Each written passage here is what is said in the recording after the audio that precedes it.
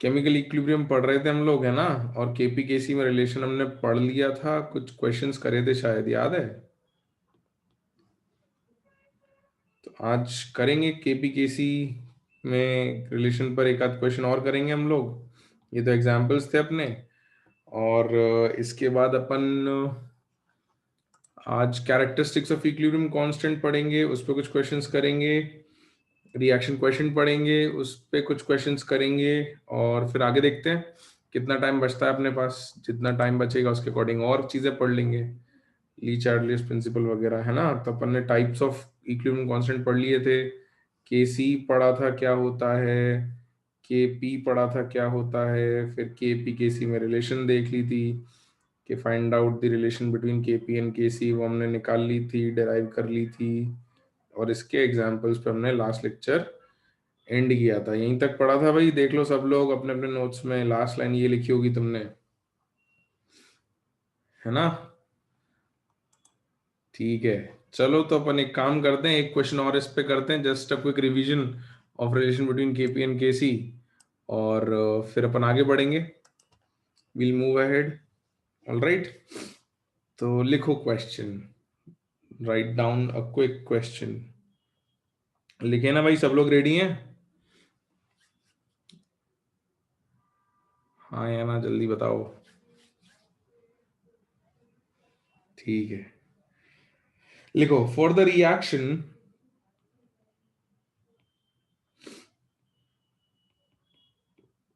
For the reaction तो तुमको एक रिएक्शन दे रखी है, CO gaseous plus Cl2 gaseous in equilibrium with Cl2 gaseous, comma, the value of Kc upon Kp, the value of Kc upon Kp is equal to, your options are A under root RT, B RT, C 1 by RT, या फिर D 1.0।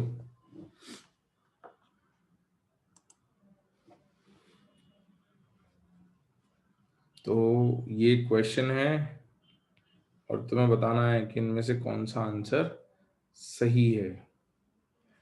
देखते हैं कौस, तो बेटा निकालो तो सही।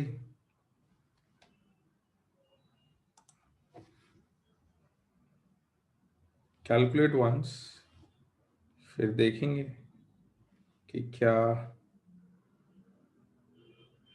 Answer आएगा।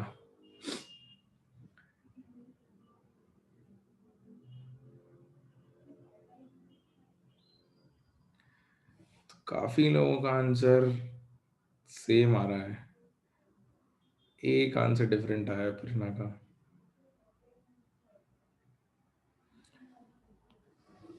तो ठीक है, जब तक तुम लोग कर रहे हो मैं भी थोड़ा सा लिखना शुरू करता हूं, फिर अपन देखेंगे।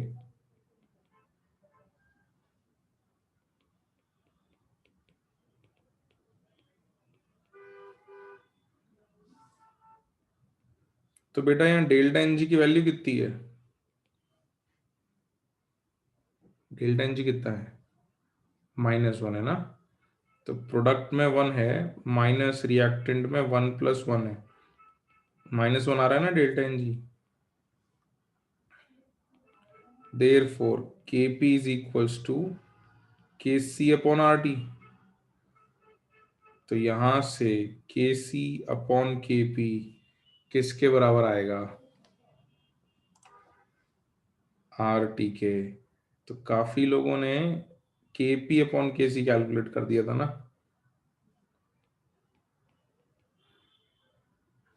तो क्या निकालना है वो भी क्लियर होना चाहिए। आंसर बी आएगा बच्चों। कितने लोगों ने सी निकाला था और क्या गलती हुई थी, मुझे ये जानना है, ये इंपॉर्टेंट है कि गलती डेल्टा एन जी निकालने में हुई थी या Kp अपॉन Kc निकाल दिया था, क्या गड़बड़ हुई थी?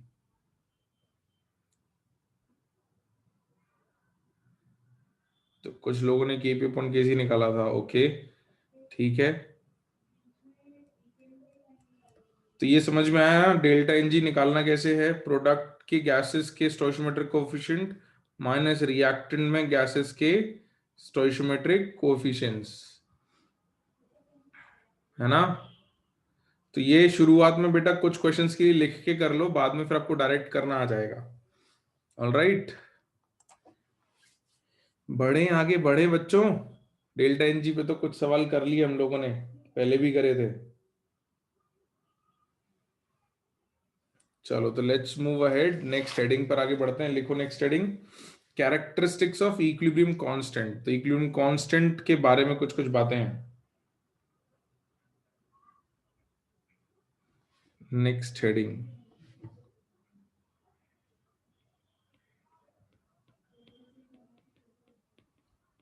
कैरेक्टरिस्टिक्स ऑफ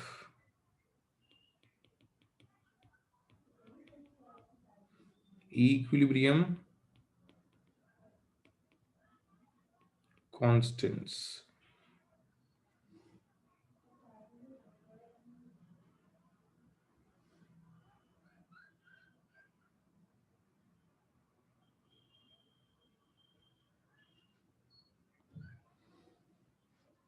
इसमें लिखो number 1, equilibrium constant is independent of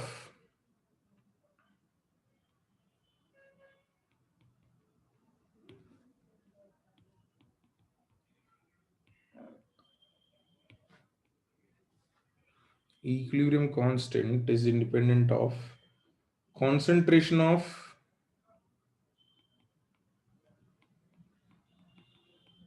various reactants, comma,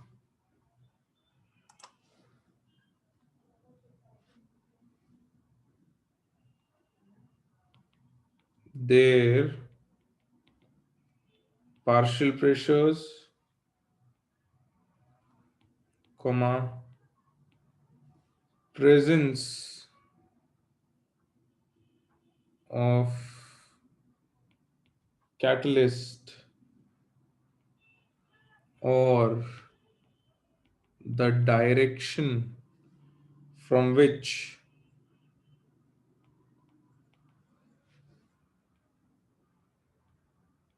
equilibrium is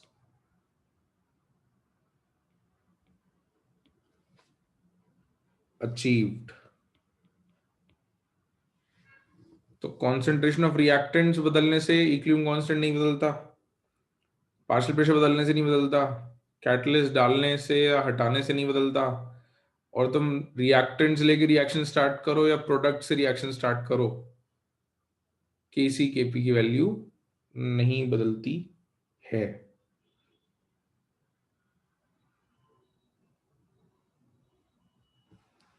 है ना।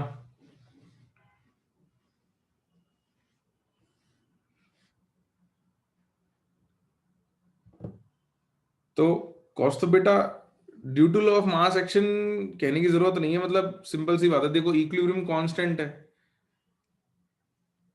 लिखा क्या सबने यहां तक?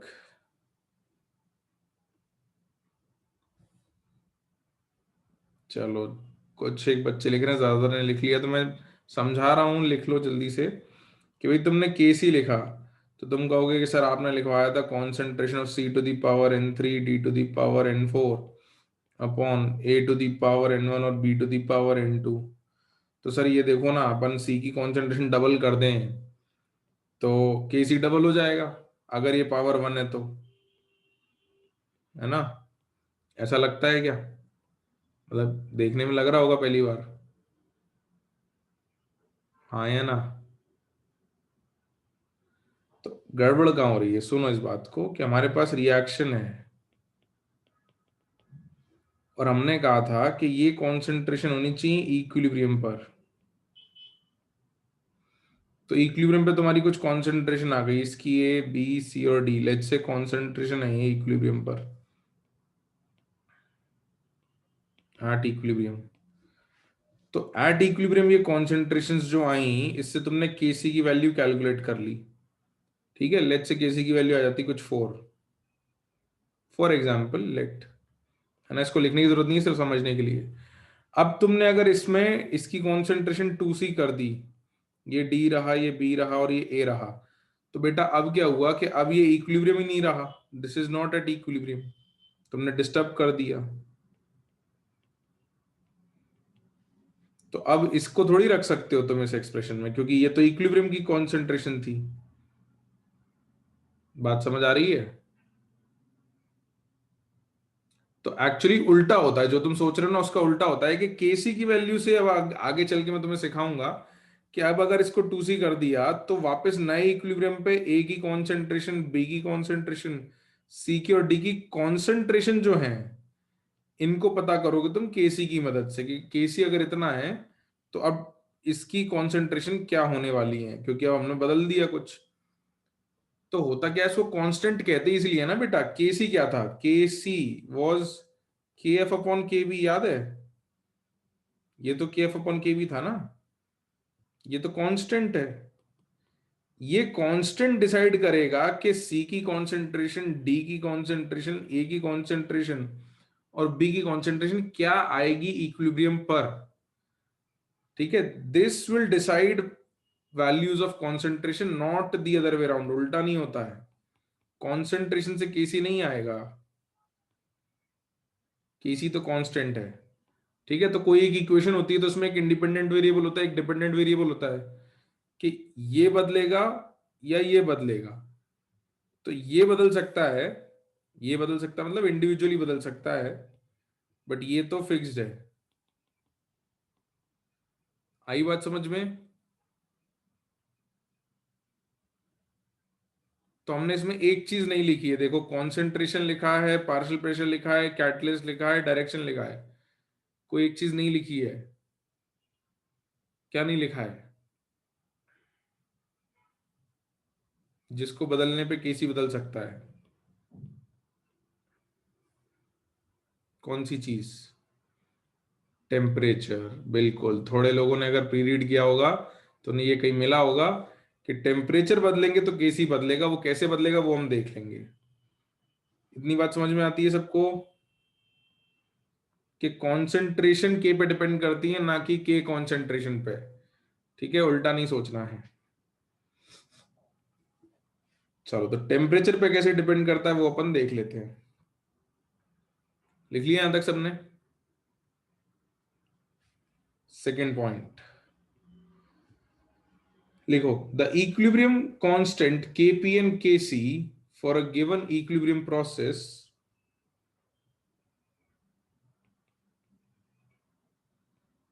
the equilibrium constant Kp and Kc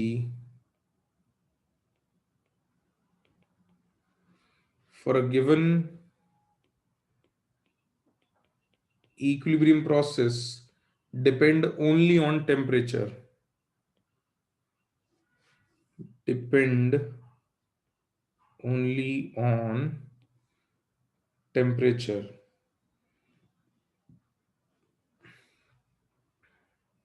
full stop. अभी कैसे डिपेंड करते हैं वो अपन देख लेते हैं।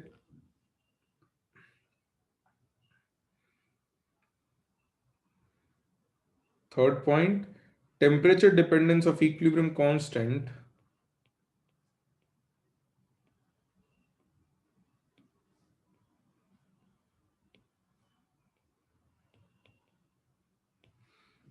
temperature dependence of equilibrium constant is given by Van 't Hoff's equation।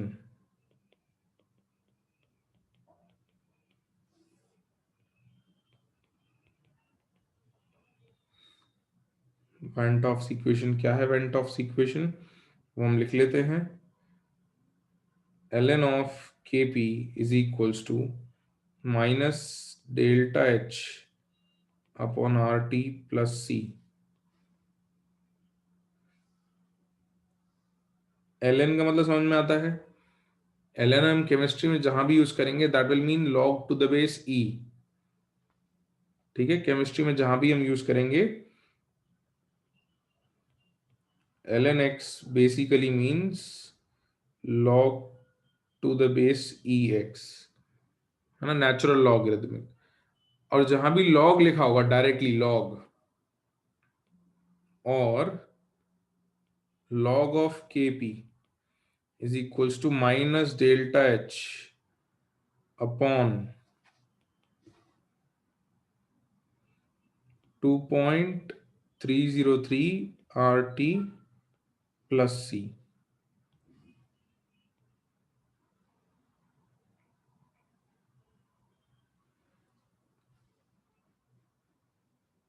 तो लॉग का यूज रहेगा बेटा इस चैप्टर में भी और अगले चैप्टर में भी। अगला चैप्टर अपना जो आयनिक, मतलब इमीडिएटली नेक्स्ट हो ना हो, बट आयनिक इक्विलिब्रियम जब आएगा तो उसमें लॉग का यूज रहेगा। तो लॉग ऑफ केपी अगर कहीं लिखा है या लॉग ऑफ एक्स लिखा है केमिस्ट्री में अपन ने जनरली, तो that will mean log to the base 10 of x. ठीक है, तो बार बार हम बेसिस नहीं लिखेंगे। लॉग एल एन एक्स लिखा है मतलब टू द बेस ई है, और लॉग एक्स लिखा है तो टू द बेस 10 है। अच्छा, कन्वर्जन याद है तुम लोगों को? पता है कि लॉग एल एन एक्स और लॉग एक्स को अगर इंटर कन्वर्ट करना हो तो कैसे कन्वर्ट होता है? 2.303 का फैक्टर है ना, जो मैंने यहाँ लिख दिया है। मैं बता भी देता हूँ, चाहो तो साइड में लिख लेना, कि अगर एल एन एक्स को लॉग एक्स में कन्वर्ट करना हो तो ln of x is equals to 2.303 log x। तो अगर base to the base e को टू द बेस 10 में कन्वर्ट करना हो तो ये कन्वर्जन फैक्टर अपन यूज करेंगे। लिखा? अब इस इक्वेशन से अपन अपने काम की इक्वेशन निकाल लेंगे, मतलब इसका तो डायरेक्टली यूज आएगा नहीं, क्योंकि अपने को दो अलग अलग टेम्परेचर पे के को कंपेयर करना है। तो इससे अपन जो अपने काम आने वाली इक्वेशन वो निकाल लेते हैं। ये तो सिर्फ अभी तुम्हें इक्वेशन बताई है कि टेम्परेचर पर केपी कैसे डिपेंड करता है, उसकी इक्वेशन ये है। लिखा? तो अपने काम क्या इक्वेशन आएगी वो देखते हैं। लिखा के सबने? ठीक है, तो देखो अपने इक्वेशन जो काम आने वाली है उसमें क्या है कि आपको दो अलग अलग टेम्परेचर पे अगर के पी में रिलेशन चाहिए, जैसे आपको मान लो 27 डिग्री सेल्सियस या 300 केल्विन पे के पी की वैल्यू पता है, और आपको 350 पे चाहिए, तो आप कैसे निकालोगे या किस इक्वेशन का यूज करोगे? तो उसके लिए अपने पास इक्वेशन क्या है देखो। तो ये वेंट ऑफ इक्वेशन लिखी है, इसको दो बार अलग अलग लिख के और दो तीन स्टेप्स में मैथमेटिकली उसको अरेंज करके अपने पास एक सिंपल सी काम की इक्वेशन आ जाती है कि ln ऑफ k2 लिख रहा हूं मैं शॉर्ट में, k2 अपॉन k1। तो किसी टेम्परेचर T2 पे k2 है और किसी टेम्परेचर T1 पे k1 है, मैं लिख दूंगा साइड में इसको, is equal to minus delta h upon are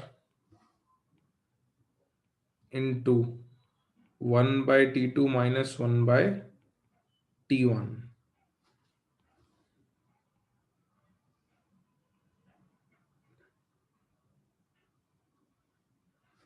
और इसी को अगर लॉग में लिखोगे और log of k2 by k1 is equals to minus delta h upon 2.303 r 1/T2 minus 1/T1। इस पर मैं क्वेश्चंस भी करवा दूंगा, ठीक है, उसकी टेंशन अभी मत लेना, समझाऊंगा मैं। हाँ सुजल बेटा,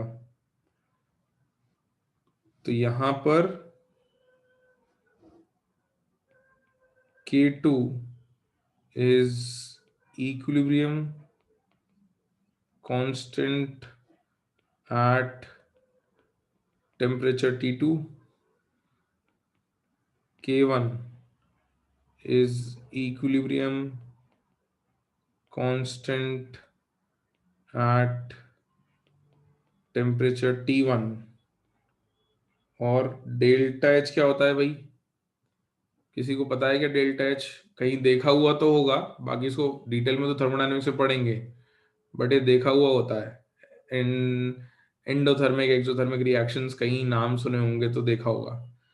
रेशा, तुम्हारा आंसर बिल्कुल सही है। हाँ भाई, बाकी जनता सब लिखने में बिजी है, कोई बोलेगा? सुना तो होगा, इसको कहते हैं एंथैल्पी चेंज, बिल्कुल, है ना। तो अभी अपने को एंथैल्पी क्या है इसकी टेंशन लेने की जरूरत नहीं है।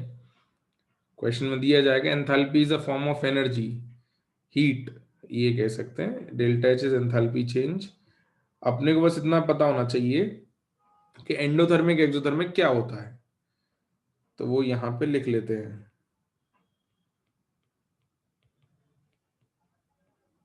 एंडोथर्मिक रिएक्शन क्या होती है भाई?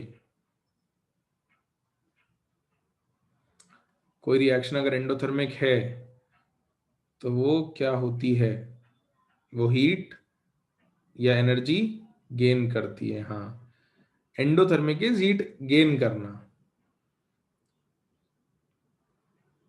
तो reaction which absorbs heat slash energy, इसका जो डेल्टा एच होता है वो पॉजिटिव होता है।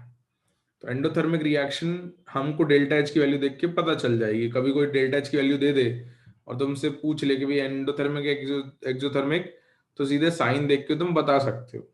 इस पे हम क्वेश्चन अभी करेंगे आगे चल के, है ना। तो एंडोथर्मिक अगर हीट गेन करती है तो एक्सोथर्मिक क्या करेगा भाई?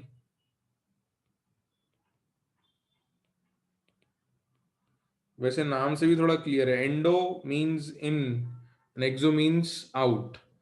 तो एंडोथर्मिक मतलब जो हीट अंदर ले, और एक्सो मतलब जो बाहर रिलीज करे, बिल्कुल। रिएक्शन विच रिलीजेस हीट और energy, reaction which releases heat और energy, in bracket delta H is negative. तो इसका भी यूज अपन करते हैं, इस पे भी क्वेश्चन करेंगे अपन। लिखा? अब अपन आगे के पॉइंट्स लिखने से पहले कुछ क्वेश्चन करते हैं, फिर आगे के पॉइंट्स लिखेंगे, है ना। अभी जितने पॉइंट लिखे इनको यूज करना सीखते हैं।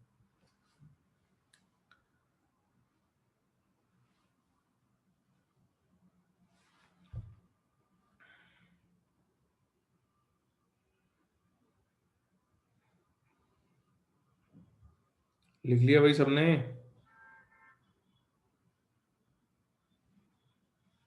ठीक है, तो let's do a question first, फिर अपन आगे की बात करते हैं।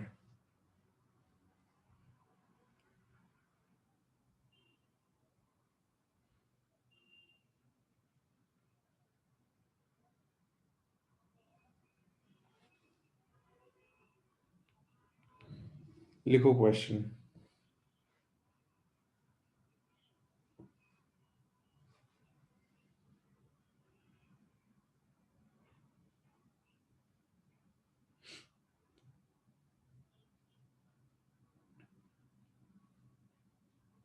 For a reaction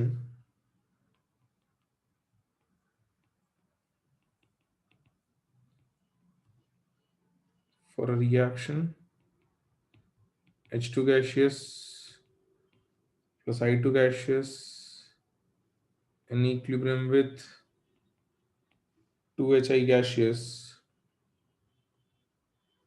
comma, the equilibrium constant changes with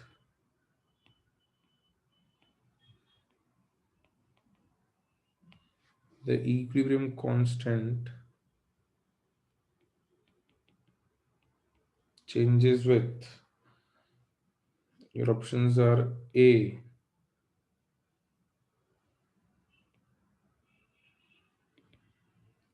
changing total pressure,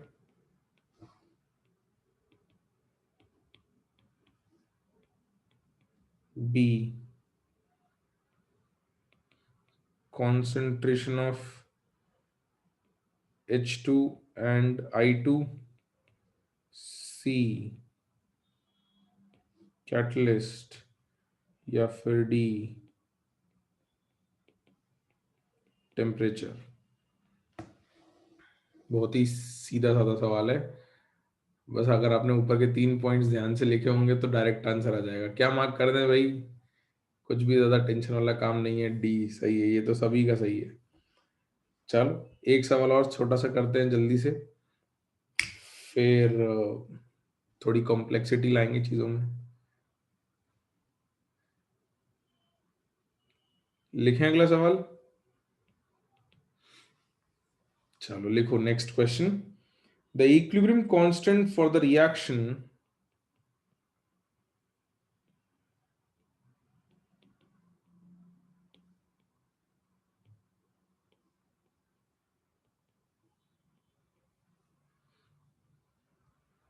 the equilibrium constant for the reaction, तुमको एक रिएक्शन दे रखी है,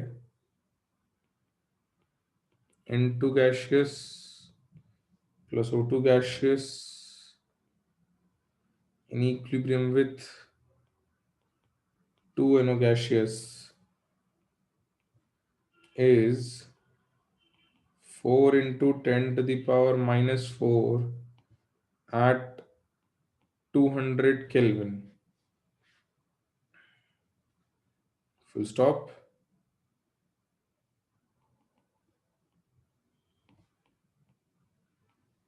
In the presence of catalyst, comma, equilibrium is attained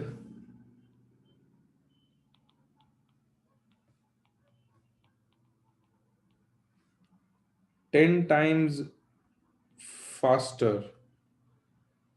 Full stop. Therefore, comma, the equilibrium constant in presence of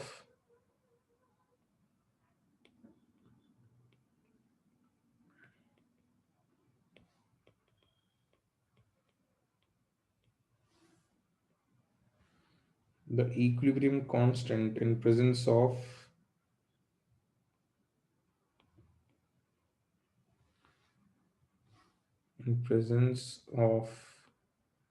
the catalyst at 200 Kelvin is, your options are A 40 into 10 to the power minus 4, B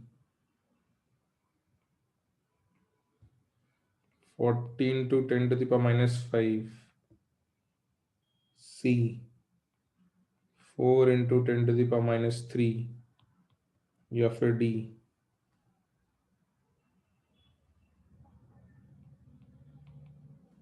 data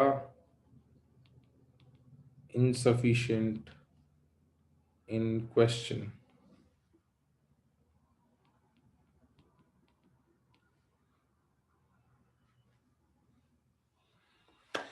क्या है भाई answer?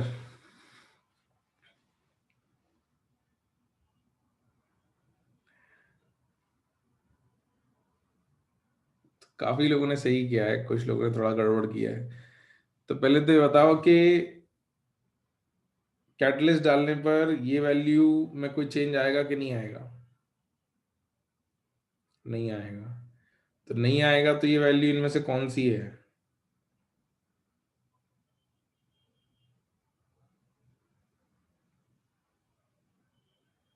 ये है ना, उस value को बस लिख अलग तरीके से दिया है, राइट? बिल्कुल सही बात है भाई, ऑप्शन 1 और ऑप्शन 3 तो एक ही बात है ना। जैसे ऑप्शन बी और ये रेट एक बात है, उसी तरीके से ऑप्शन ए और सी एक ही बात थी। तो सिर्फ नंबर को लिखने का तरीका बदल दिया। आंसर क्या है भाई?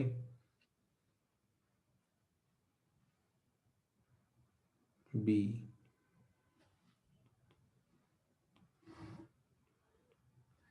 बेटा 10 टाइम्स नहीं हुआ, देख तो सही, वैल्यू सेम है, 10 गुना नहीं किया है।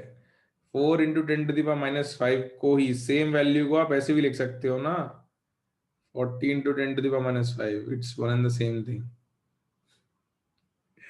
ठीक है, तो 10 टाइम्स नहीं हुआ है, इट्स सेम, वैल्यू सेम है भाई। ठीक है, चलो, तो टेम्परेचर बदलने से कैसे बदलेगा वो भी देख लेते हैं,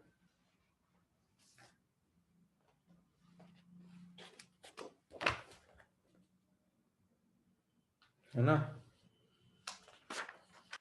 टेम्परेचर चेंज करने से रेट कांस्टेंट को क्या फर्क पड़ता है वो भी देख लेते हैं। आ जाओ, let's do one question on this. लिखो, लिखे next question.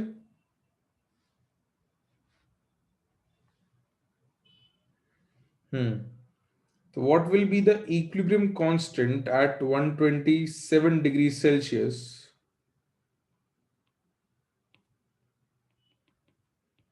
What will be the equilibrium constant at 127 degrees Celsius if the equilibrium constant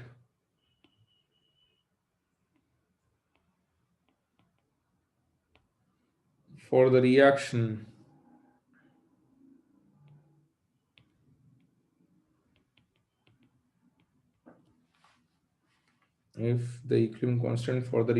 तो मैं रिएक्शन दे रखी है N2 gaseous plus 3H2 gaseous in equilibrium with 2NH3 gaseous,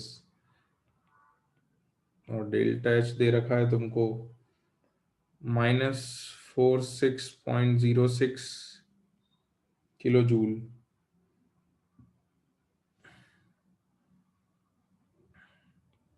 is 4 at 27 degree Celsius. Your options are A 4 into 10 to the power 2, B 10 to the power 2, C 2 into 10 to the power minus 3, या फिर D 4 into 10 to the power minus 2। Exothermic reaction है, सही बात है। तो इसको लिख लो, मैं समझाता हूं कि कैसे करना है इसको। Right this down.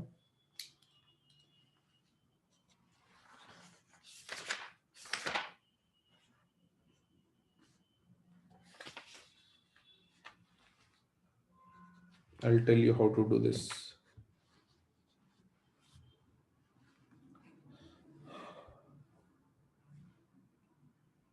लिख लिया? तो मैं कुछ बातें बता देता हूँ, फिर थोड़ा तुमको टाइम दे दूंगा करने के लिए। एकदम जीरो से करना चाहते हो? कुछ कुछ बातें तो बता दो ना, उसके बाद कर लेना। अच्छा, देखो जरा इस बात को कि 2 की वैल्यू तुमसे पूछी है ना, 127 किसी और टेम्परेचर पे तुमसे पूछा है, और T2 क्या है, T2 की वैल्यू क्या है, T2 की वैल्यू क्या रखी है, टेम्परेचर 2 क्या रखोगे, 127 डिग्री सेल्सियस है, तो क्या तुम इक्वेशन में 127 डिग्री सेल्सियस रखोगे?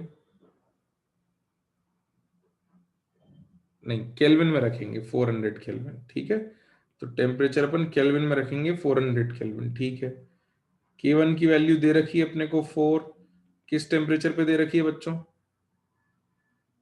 किस टेम्परेचर पे दे रखी है, 27 डिग्री सेल्सियस, तो हो जाएगा 300 केल्विन, है ना, ये हो जाएगा। अच्छा, और डेल्टा एच दे रखा है अपने को -46.06 किलो जूल, तो जूल्स में लिखोगे तो -4606 जूल्स हो जाएगा।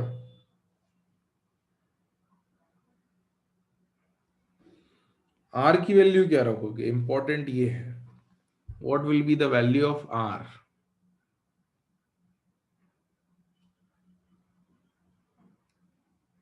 25/3 है ना, जूल्स वाली वैल्यू रखनी है ना अपने को।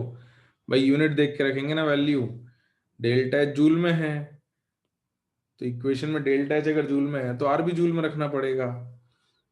तो ये आ जाएगा 8.314 या फिर अप्रोक्सीमेटली 25/3, है ना। हाँ आदित्य, ठीक है। अब रखो वैल्यूज, और कुछ लॉग की वैल्यूज चाहिए हो तो पूछ लेना मुझसे, है ना। इक्वेशन तुम्हारे सामने है, सारे वेरिएबल्स की वैल्यू तुम्हारे सामने है। अब किसी चीज की वैल्यू लॉग की चाहिए हो तो पूछ लेना, है ना। वैसे तो लॉग की वैल्यू की जरूरत पड़ेगी नहीं तुमको, बट फिर भी अगर चाहिए हो तो देख लेंगे, है ना।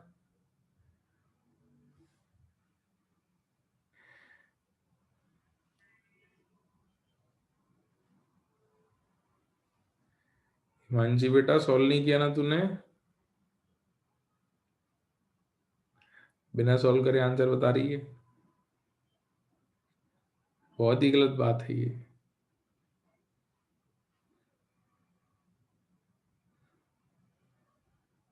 नहीं नहीं, मुझे बहुत स्ट्रांग डाउट है कि तूने सॉल्व किया है।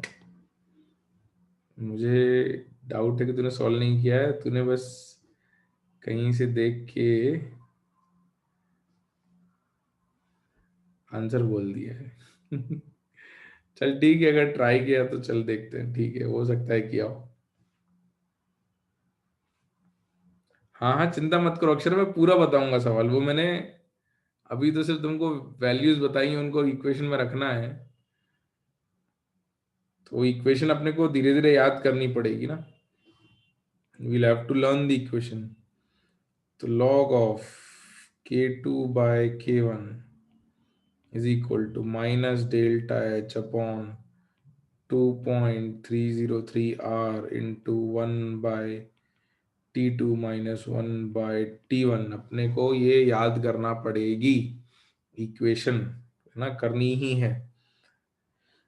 वैल्यू सब्स्टिट्यूट करते हैं भाई, k2 की वैल्यू चाहिए, k1 की वैल्यू 4 है, माइनस डेल्टा एच की वैल्यू अपन ने लिखी है -46060 जूल्स अपॉन 2.303 इंटू आर की वैल्यू 25/3 रखने वाले थे अपन अप्रोक्सीमेशन के लिए, है ना। भाई ये वैल्यूज ऊपर से उठा उठा के रख रहे हैं, बस ये डेल्टा एच की वैल्यू उठा के रख दी, आर की वैल्यू रख दी, k1 की वैल्यू रख दी, t2 और t1 की वैल्यू भी रख देते हैं।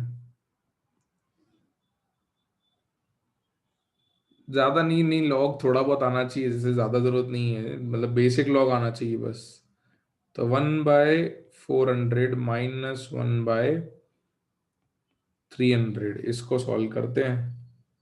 तो log of k2/4 is equal to 460, तो इसको मैं एक काम करता हूँ, 4.606 इंटू 10⁴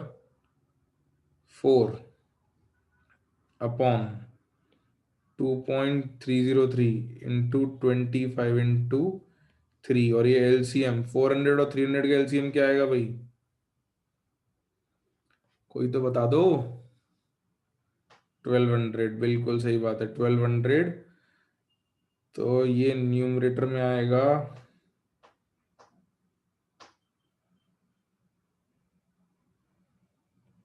3 - 4। अब इसको सॉल्व करते हैं। तो log of k2/4 is equal to, ये वैल्यू 2 टाइम्स कैंसिल हो गई,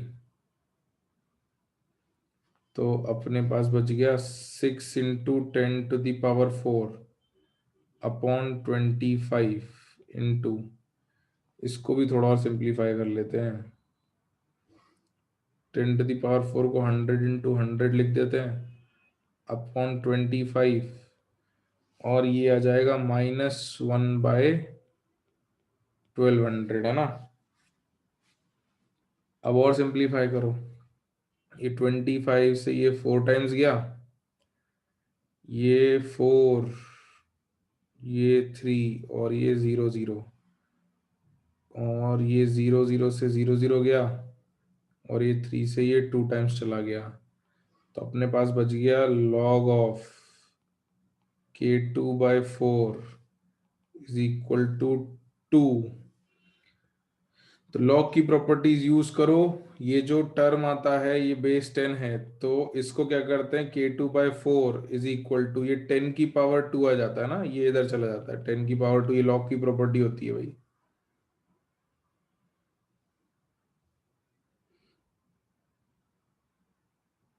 this is your property of log, ठीक है। अच्छा, इसमें एक माइनस साइन और था अपने पास, माइनस साइन लगाना भूल गए अपन, माइनस। तो लॉग की प्रॉपर्टी का यूज करके बहुत सारी अलग अलग तरीके से प्रॉपर्टीज का यूज कर सकते हैं।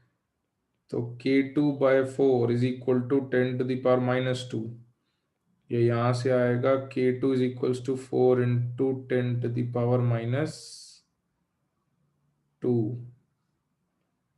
Is your answer. ठीक है जनता, थोड़ा लंबा सवाल है इसलिए मैंने करवा दिया है, मुश्किल नहीं है, आपको सिर्फ इक्वेशन को सॉल्व करना है, वैल्यू रख के एक फॉर्मूले के अंदर सॉल्व करना है, तो उसमें मुश्किल कुछ नहीं है, सिर्फ कैलकुलेटिव है।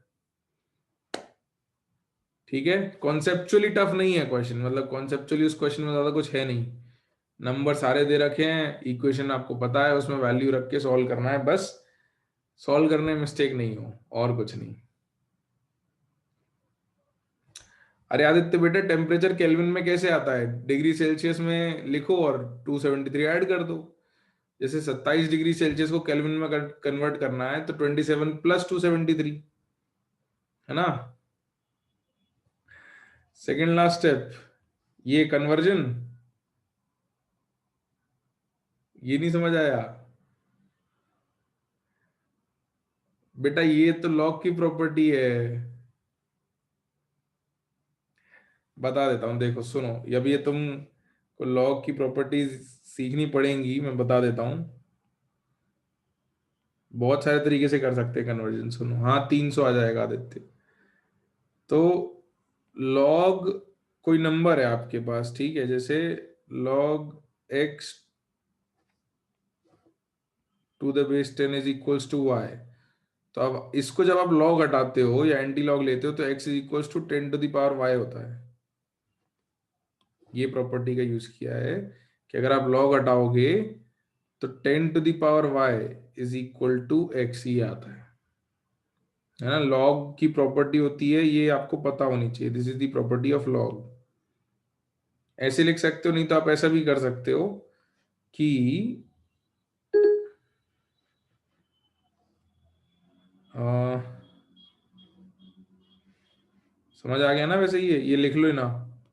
बाकी ऐसे भी कर सकते हो कि ये -2 के आगे इंटू 1 कर दो, और 1 होता है log 10, उससे भी कर सकते थे आप, कैसे कि -2 इंटू 1 इज -2 log 10⁻10, और फिर इसे log की प्रॉपर्टी लगा दो, मैं लिख देता हूं इसको साइड में, अल्टरनेटिवली कैसे कर सकते हो आप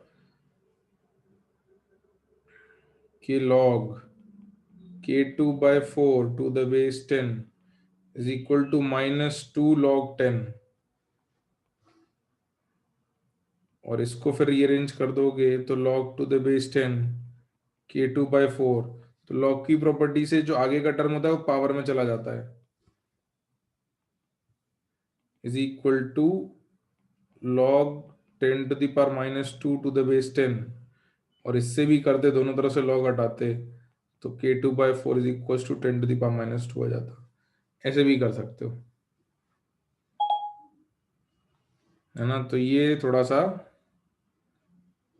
log की प्रॉपर्टीज देख लेना, इससे करो या ऐसे करो, फिर करने के तो बहुत तरीके हैं, जैसे भी करो, लॉग की प्रॉपर्टीज का यूज करके आ जाएगा।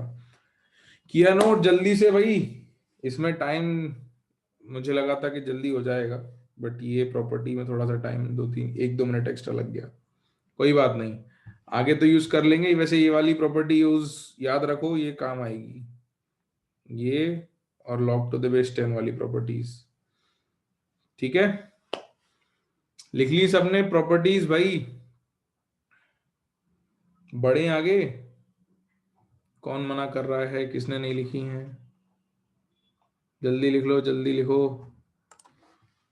लिखो लिखो, चयन प्रगति, जल्दी जल्दी, इट्स टू क्विक।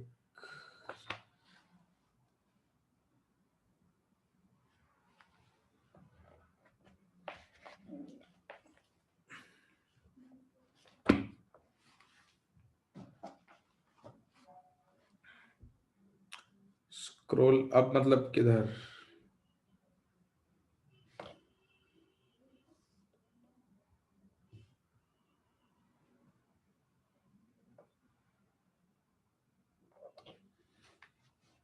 एक सेकंड रुकना। तो स्क्रॉल अप किधर? इधर?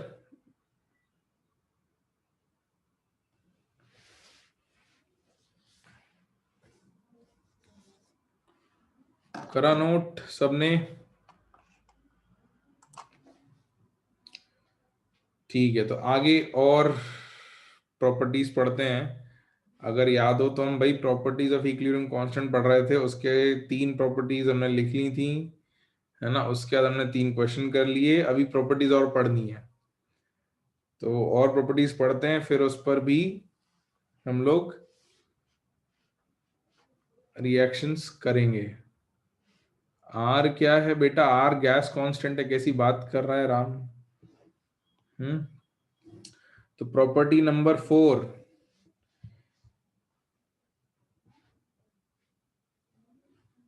लिखो।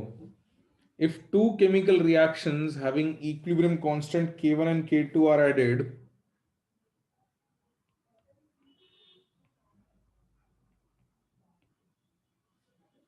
if two chemical reactions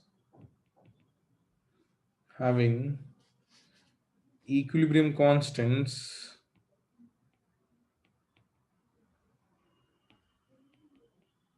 K1 and K2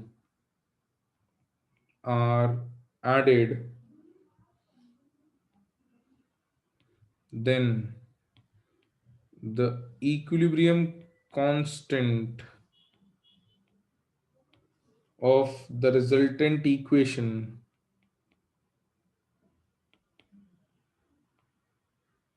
of the resultant equation will be equal to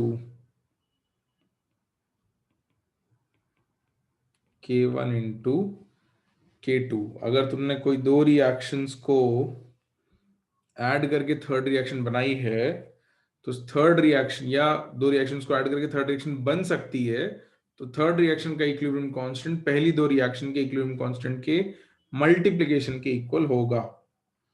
example, एक हाइपोथेटिकल इक्वेशन लिख लेते हैं हम। तो पहली इक्वेशन है आपके पास A gaseous in equilibrium with B gaseous, इसका इक्विलिब्रियम कांस्टेंट K1 आएगा concentration of B upon concentration of A। Second reaction आपके पास है B gaseous in equilibrium with C gaseous, इसका इक्विलिब्रियम कांस्टेंट आएगा concentration of C upon concentration of B। और अपने पास एक थर्ड रिएक्शन है which is A gaseous in equilibrium with C gaseous, और इसका इक्विलिब्रियम कांस्टेंट है K3 which will be concentration of C upon concentration of A। तो क्या reaction 1 और 2 को हम ऐड करें तो थर्ड रिएक्शन मिलेगी हमको? इफ यू ऐड 1 + 2 कर दो, इन दोनों को अगर ऐड कर दो कि जैसे मैथमेटिकल इक्वेशंस को ऐड करते थे, तो ये बी और बी तो कैंसिल हो जाएगा, तो A gaseous giving you C gaseous बच जाएगा। तो हमने प्रॉपर्टी लिखी है कि since 3 is equals to 1 plus 2, therefore K3 is equals to K1 into K2। ये हमने प्रॉपर्टी लिखी है कि दो रिएक्शंस को ऐड करके अगर थर्ड रिएक्शन बन रही होती है तो उन दोनों की इक्विलिब्रियम कांस्टेंट के प्रोडक्ट के बराबर थर्ड अपना इक्विलिब्रियम कांस्टेंट हो जाता है। तो जरा इसको करके भी तुम चाहो तो देख सकते हो कि if you multiply K1 into K2 तो मैं K3 की वैल्यू मिल जाएगी।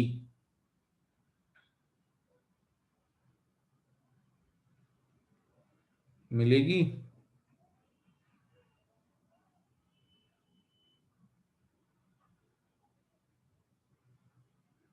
है ना। तो अब अपन क्या बार बार ऐसे नहीं लिखेंगे, अपन ने प्रॉपर्टी समझ ली है, कभी भी दो रिएक्शंस को जोड़ के अगर तीसरी रिएक्शन बना रहे होंगे तो इसका इक्विलिब्रियम कांस्टेंट को हम इन दोनों का मल्टीप्लिकेशन के इक्वल कर देंगे। This is what we will do. चलो अभी एक दो प्रॉपर्टी और पढ़े फिर उनका यूज करेंगे अपन सॉल्व करने के लिए।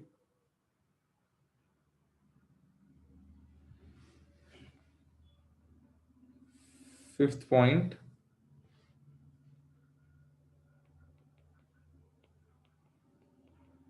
similarly if two reactions are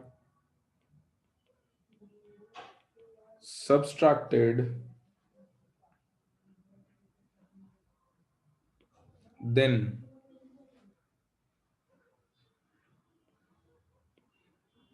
the equilibrium constant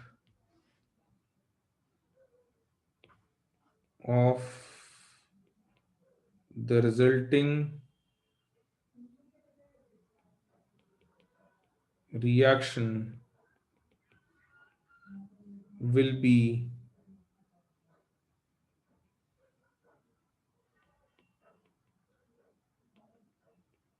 obtained by division in bracket ratio of ratio bracket class of bracket के बाहर ऑफ द टू रिएक्शंस।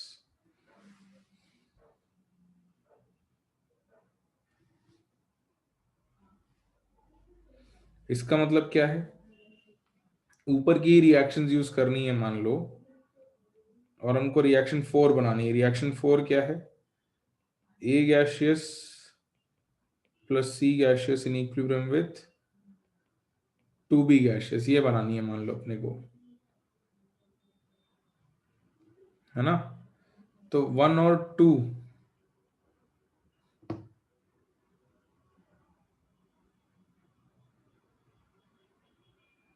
हाँ राज करेक्ट कर लेना उसको, है ना। थैंक्स। तो भाई ये जनता, ये 1 और 2 से 4 कैसे बनेगा।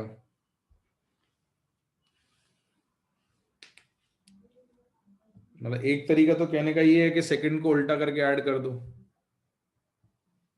है ना। अगर इन दो से बनाना है तो इस सेकंड को इन्वर्ट करके ऐड कर दें तो ये बन जाएगा।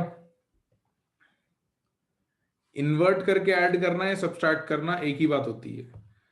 तो आप ऐसा भी कह सकते हो कि since equation 4 is equals to equation 1 minus equation 2, maths की इक्वेशंस जैसे करते थे, तो अगर इक्वेशन 1 में से आप सेकंड को माइनस करो तो ये सी इधर चला जाएगा और बी इधर आ जाएगा। इफ यू सब्सट्रैक्ट थिंग्स, तो अगर तुमने 1 - 2 किया तो तुम्हारे पास इक्वेशन बनेगी a minus B in equilibrium with C, b minus C. इसको रीअरेंज करोगे तो a plus C in equilibrium with 2b हो जाएगा, b प्लस बी आ जाएगा या नहीं, मैथ्स की इक्वेशंस की तरह डायरेक्ट ही है। तो ये अपन करने का शॉर्ट जल्दी करने का तरीका ढूंढ लेते हैं। माइनस करना एक्चुअली होता है उसको उल्टा करके ऐड करना, कि आपने सी और बी को इन्वर्ट किया और ऐड कर दिया, बट अपन डायरेक्ट कर देते माइनस, क्योंकि वो अपन ने हर बार करके देख लिया कि सेम रिजल्ट ही आना है। तो अपन क्या कह सकते हैं कि K4, अगर इसका इक्विलिब्रियम कांस्टेंट K4 था, जो कि कॉन्सेंट्रेशन ऑफ बी का स्क्वायर अपॉन कॉन्सेंट्रेशन ऑफ ए और कॉन्सेंट्रेशन ऑफ सी है, तो क्या कह सकते हैं K4 is equals to K1 by K2 by property. यही कहा ना अपन ने कि अगर दो रिएक्शंस को सब्सट्रैक्ट कर रहे हो तो जो नई रिएक्शन बन रही है उसका equilibrium constant will be ratio या division of the two equilibrium constants. तुम वैल्यूज रख के भी देखोगे ना, K1 K2 का एक्सप्रेशन रख के देखोगे तो भी यही आ जाएगा। प्रॉपर्टी समझ में आई? रिएक्शंस को सब्सट्रैक्ट करेंगे अगर, तो जैसे ऐड करेंगे तो इक्विलिब्रियम कांस्टेंट्स मल्टीप्लाई होते हैं, अगर सब्सट्रैक्ट करेंगे तो इक्विलिब्रियम कांस्टेंट्स डिवाइड हो जाएंगे। बस इतनी सिंपल सी बात है एक स्टेटमेंट में।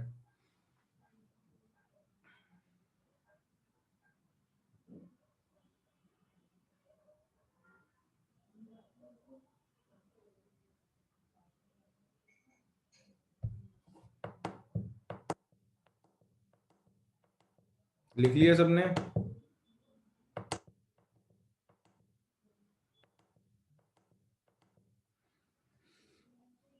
Next point, sixth. दो तीन प्रॉपर्टीज सिमिलर हैं, एक साथ ही यूज करेंगे तो उनके क्वेश्चंस अपन एक साथ ही करेंगे, ठीक है?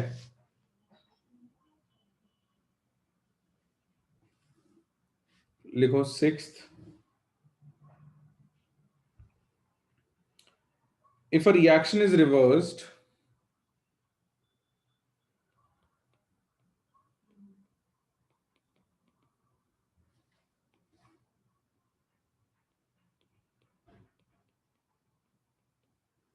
if a reaction is reversed, comma, then the equilibrium constant gets inversed.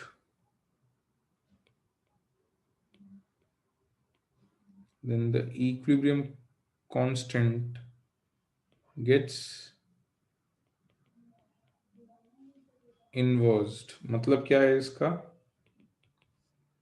कि अगर आपके पास रिएक्शन थी N1A plus N2B in equilibrium with N3C plus N4D, और इसका K1 आपने लिखा था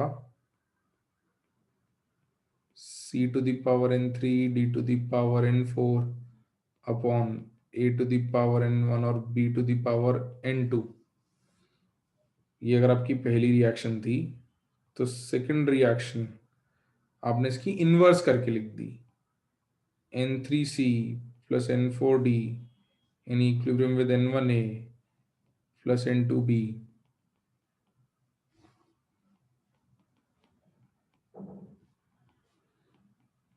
तो K2 जो है,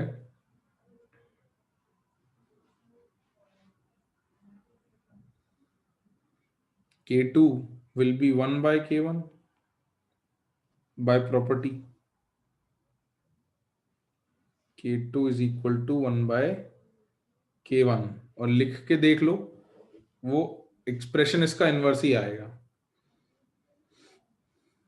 और दिख भी रहा होगा अगर तुम देख रहे होगे तो, कि ए और बी ऊपर आ गए और सी और डी नीचे चले गए, है ना?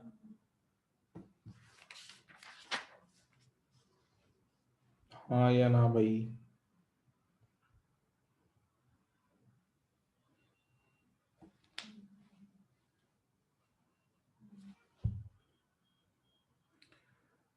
तो एक लास्ट प्रॉपर्टी और फिर अपन क्वेश्चंस पे आ जाएंगे इसके बाद, क्योंकि ये प्रॉपर्टी और बची है बस, इसके बाद अपन इस इन प्रॉपर्टीज पे बेस्ड क्वेश्चन कर पाएंगे। लिखा यहां तक सबने?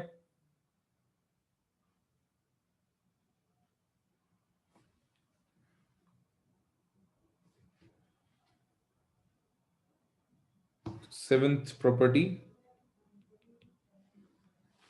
नहीं लिखा? जल्दी लिखो बेटा, लिखो लिखो लिखो, जल्दी लिख लो, बचा हुआ है लिखने को अभी भी।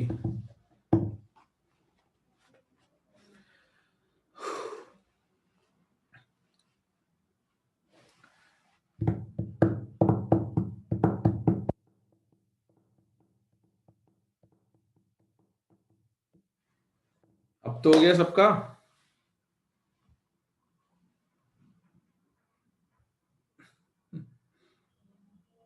हाँ आदित्य, कह सकते हैं ऐसा। लिखो last property before doing questions. If a chemical reaction is multiplied by some number,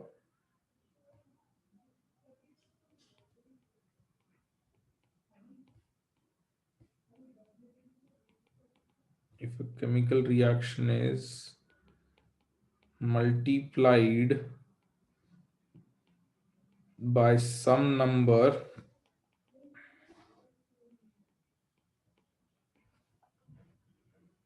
comma, then the equilibrium constant of the resulting equation will be equal to the equilibrium constant of original reaction raised to the power of that number, raised to the power by that number कर देना, by that number। इसका भी example लिख लेते हैं कि अगर आपके पास रिएक्शन है half of H2 gaseous plus half of I2 gaseous in equilibrium with HI gaseous, और इसका इक्विलिब्रियम कांस्टेंट K1 है,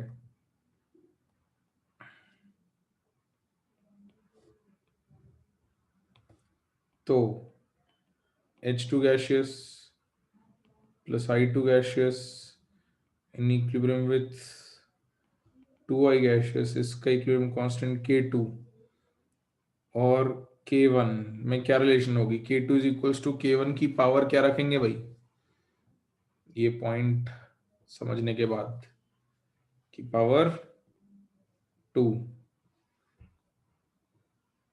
बिल्कुल। अब कर लेते हैं अपन क्वेश्चंस, है ना, कि जो इतने सारे पॉइंट लिखे हैं इनको यूज करके एक्चुअली में आंसर कैसे देना है ना। इंडिविजुअली तो कर लिया, अब इनको मिक्स भी करेंगे अपन आपस में, कि रिएक्शंस जोड़ भी रही होंगी, कुछ नंबर से मल्टीप्लाई भी हो रही होंगी, या इन्वर्ट होके कुछ नंबर से मल्टीप्लाई हो रही होंगी। देखते हैं सब एक एक करके।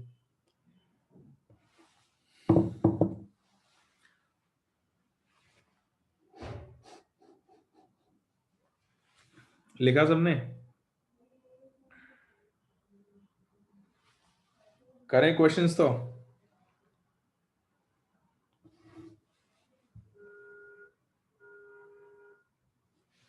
लिखो क्वेश्चन भाई, let's start doing questions. The equilibrium constant Kc for the reaction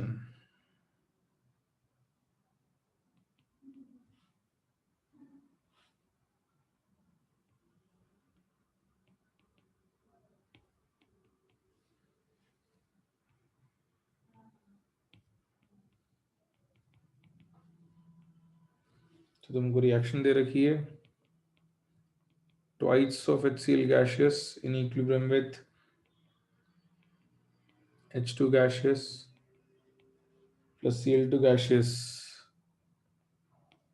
is 4 into 10 to the power minus 34 at 25 degrees Celsius.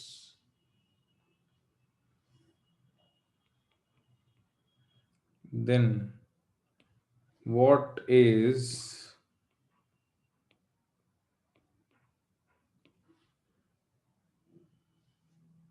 the equilibrium constant for the reaction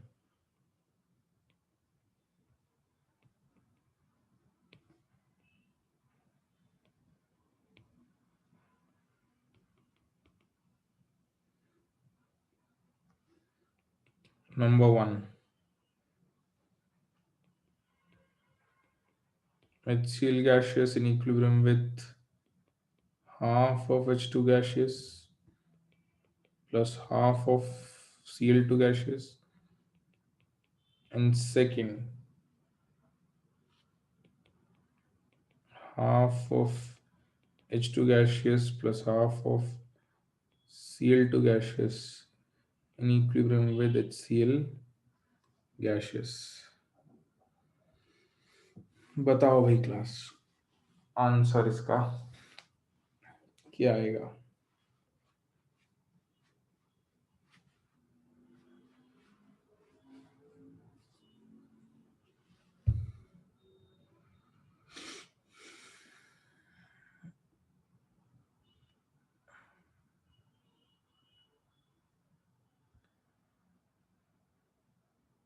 हाँ सुजल, अब ठीक है।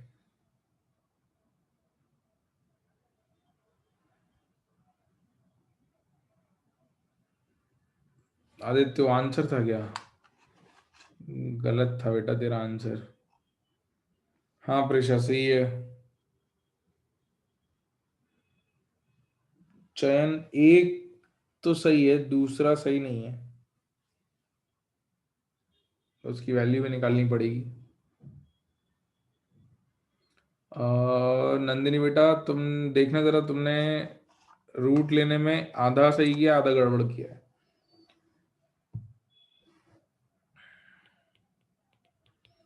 भाई इसको अगर K1 कहें और इसको अगर K2 कहें तो K1 is equals to KC की पावर हाफ होगा, हाँ या ना? ये बताओ। दिख रहा है ना सबको कि ओरिजिनल रिएक्शन को हाफ से मल्टीप्लाई कर दिया है। 2HCl को अगर HCl करना है तो हाफ से मल्टीप्लाई करना पड़ेगा, तो पावर हाफ हो जाएगी। तो देयरफॉर K1 की वैल्यू क्या हो जाएगी? 4 इंटू 10⁻−34 का रूट, बेसिकली की power half is basically root.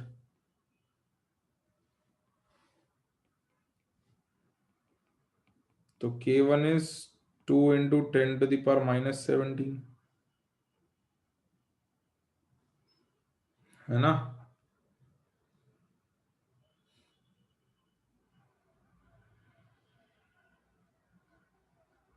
हाँ ये तो आंसर आ गया। अच्छा आदित्य, और ऐसे ही सेकंड वाले में क्या होगा? सेकंड वाला है कि K2 इज 1/K1, तो ये क्या हो जाएगा? 1/√KC आ जाएगा।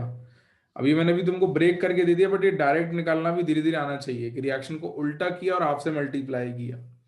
तो रिएक्शन को उल्टा किया तो 1/KC कर दिया, और हाफ से मल्टीप्लाई कर दिया तो पावर हाफ कर दी। ये बात समझ आ रही है कि अगर ये ना दिया होता, डायरेक्ट पूछा होता, तो भी हम इस तरीके से लिख सकते थे। तो ये धीरे धीरे प्रैक्टिस से डायरेक्ट देखना भी आना चाहिए कि रिएक्शन को उल्टा करके हाफ से मल्टीप्लाई किया, या ये कह सकते हैं कि हाफ से मल्टीप्लाई करके उल्टा कर दिया। दोनों केस में 1/√KC आ जाएगा। तो K2 की वैल्यू आ जाएगी तुम्हारी 1/2 × 10⁻−17, जिसको अगर थोड़ा सॉल्व करो तुम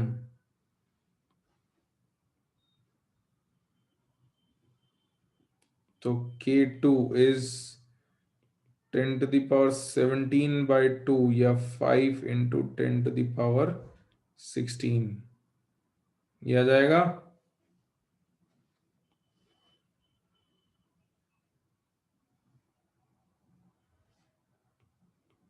आंसर। तो प्रॉपर्टीज कैसे यूज हो रही है समझ में आ रहा है? मतलब बिना प्रॉपर्टीज के क्या होता है कि सब लिख लिख के देखना पड़ता है कि इसका एक्सप्रेशन लिखो, उसको इसके बराबर करो, फिर इसका एक्सप्रेशन लिखो, फिर देखो कि दोनों एक्सप्रेशन में क्या रिलेशन आ रही है। तो हमने उन रिलेशंस को देख लिया कि भाई रिएक्शन को ऐसा करते हैं तो क्या होता है, तो हम डायरेक्टली प्रॉपर्टी यूज करते हैं, इससे हमारा टाइम बचे। आया समझ? नहीं तो हमारे पास तरीका क्या होता है कि एक्सप्रेशन लिखो केसी का, सबका केसी का एक्सप्रेशन लिखो, फिर उसमें रिलेशन ढूंढो। बार बार वो करोगे तो भी आंसर आएगा, लेकिन वो टाइम लगाएगा कि इसका केसी का एक्सप्रेशन लिखा, इसका केसी का एक्सप्रेशन लिखा, फिर वो लिख के दिख रहा है कि इसमें रूट का रिलेशन है, तो रूट का रिलेशन लगाया, बट अब हमको पता है कि भाई इसको अगर हाफ से मल्टीप्लाई कर रहे हैं तो हमने सीख लिया है कि पावर हाफ जाएगी, रिलेशन हर बार यही आता है, तो लिख लिया अपन ने। आ गया समझ?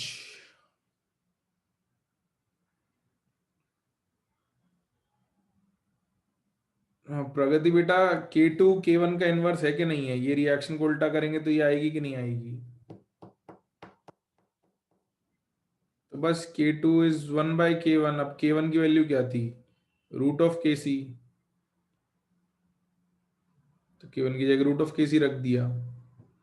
बाकी डायरेक्ट देखना तुम्हें सीखना पड़ेगा कि भाई इसको क्या किया है, इससे इस तक कैसे पहुंचोगे तुम।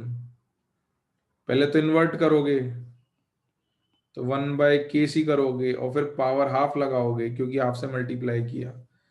तो डायरेक्ट भी आना चाहिए कि रिएक्शन उल्टा करने पे 1/KC होता है और हाफ से मल्टीप्लाई किया तो हाफ आएगा। चलो, तो अब एक क्वेश्चन होमवर्क दे दूं? ये दो दे देता हूं, होमवर्क है ना, दो होमवर्क देते हैं। चलो, फिर अपन अगली प्रॉपर्टी पे आगे बढ़ेंगे।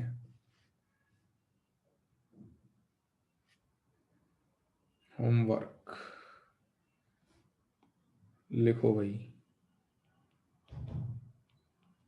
दो questions. Question: consider the reactions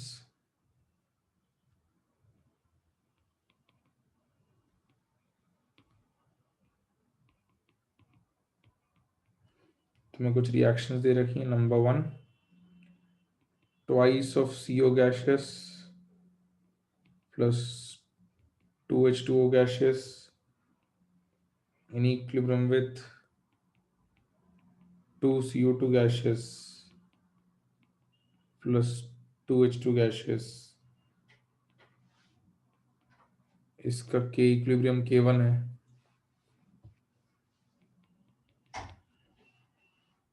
दूसरी reaction, CH4 gaseous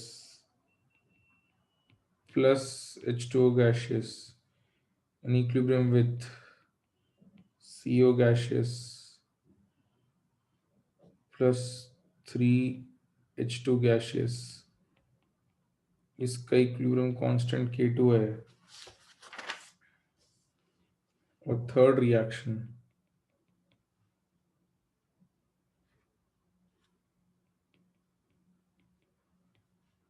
CH4 gaseous plus 2H2O gaseous in equilibrium with CO2 gaseous plus 4H2 gaseous। इसका इक्विलिब्रियम कांस्टेंट K3 है। Then which of the following relation is correct?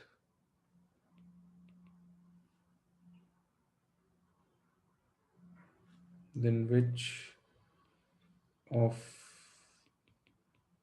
the following relation is correct? A, K3 is equals to K1/K2. B, K3 is equals to K1 square by K2 square. C, K3 is equals to K1 into K2। या फिर D, K3 is equals to √K1 into K2। ये तो पहला।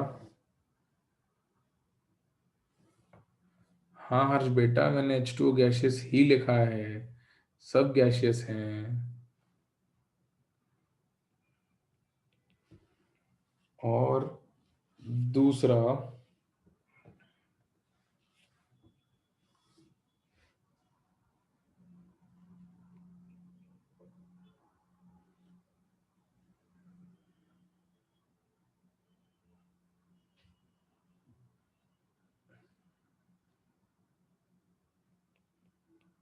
if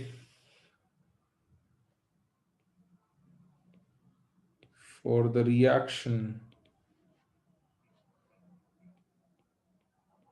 two NO2 gaseous plus half of O2 gaseous in equilibrium with N2O5 gaseous, the equilibrium constant is Kp, then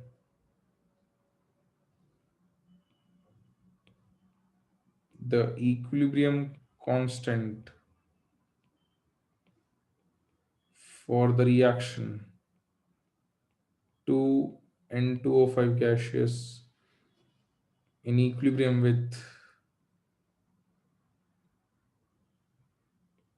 4 NO2 gaseous plus O2 gaseous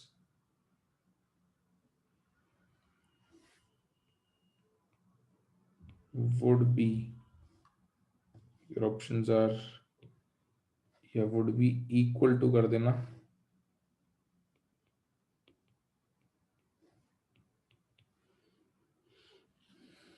A Kp square, B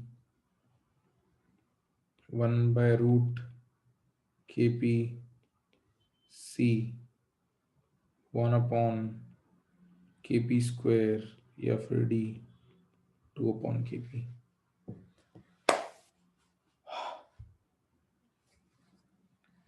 ठीक है,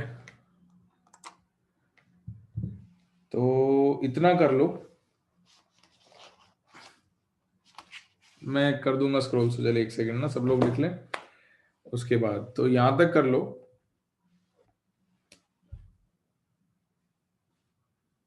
ये 2 question homework रहेंगे,